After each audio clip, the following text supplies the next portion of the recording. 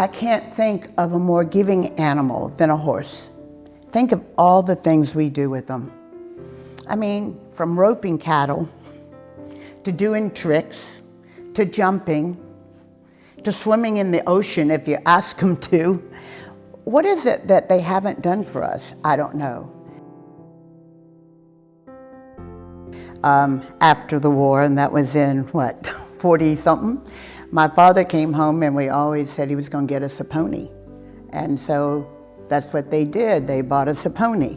And then from there, we got another horse and we traded that horse off and a bushel of corn and a billy goat for another horse. And there it is. That's the beginning.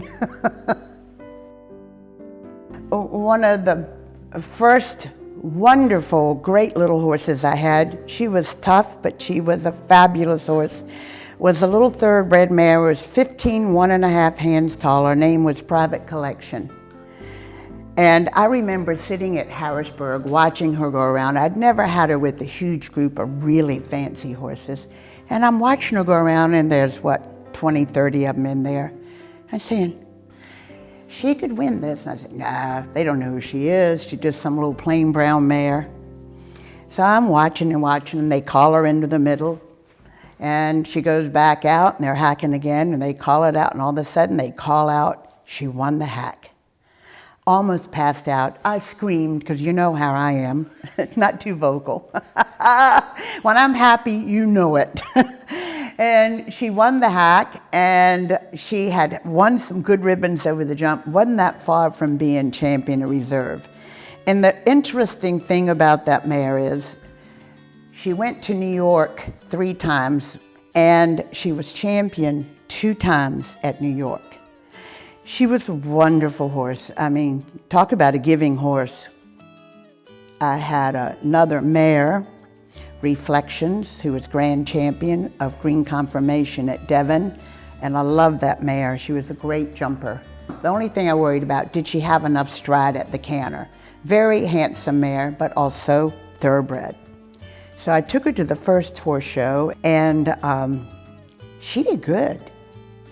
You know, it was her first horse show for me, and we did her 3 foot, and then we did her in the first years, and she got seconds. I think she won a class. I don't remember.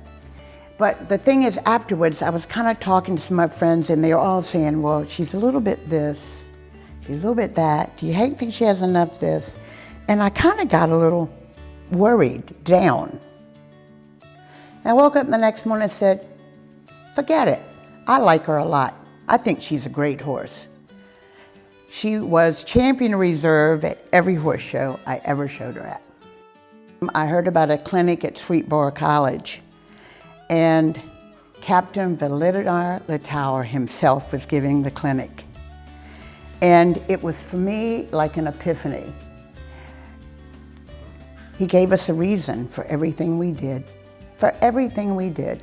His whole idea is that the horse, if the horse understands what you want, he'll respond and do what you want happily.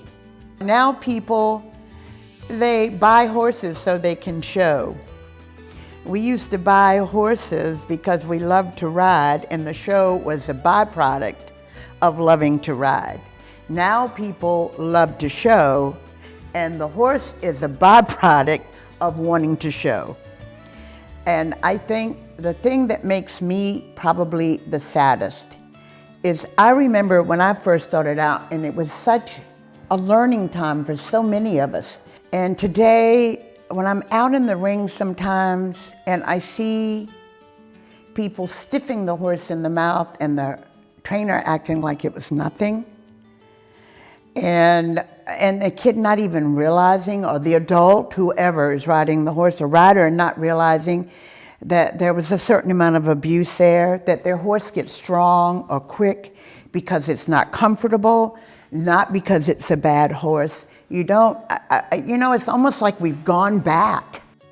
Hopefully with the new programs in the USHJA, there will be more emphasis on teaching well and giving people good information. I think it's okay to be ignorant, but it's not okay to stay ignorant. I tell people quite frankly, and it's the truth, do not come ride with me if you don't want to be the best you can be. Doesn't mean you have to win every class. But for me, it's no fun to teach someone who doesn't want to learn. I teach most of my lessons out in the field because I think the horses and the people have to be athletes. And my horses, I want them to be able to cover the ground easily. I want them to be able to shorten easily. I want them to be adjustable, sideways, back and forth. And I think sometimes the more you just run them around the ring, the less they can give you that way. They get stale. If you ask me, the one thing I'd like to leave behind is this: a system of communication. That's all it takes with the horse. There should be a reason. For every effect, there's a cause. And if you try to figure that out, then I think you're going to have basically a happy, responsive horse. Most people know they can get on a horse and they can have all kinds of things going on in their life and get involved with their horse, and all of a sudden, all is right. And I have seen people make life-changing things through their love of the horse, and seen them change their values into more positive values because of their love for the horse and what the horse is giving back to them. And that's me. You know, I tell the kids even today, if you're good enough, often enough, you're going to win your fair share. And the whole thing is to be consistent, to love your horse, to enjoy the process. The one thing I think I would like to say that I remember saying to one mother, I had this darling girl, and she was one of the many wonderful riders that I've had. And it was at the end of her junior career. She'd won anything on horses, ponies, whatever. And we're at a horse show in Raleigh, and her mother's very concerned about selling her horse. And it's a horse that owed us nothing.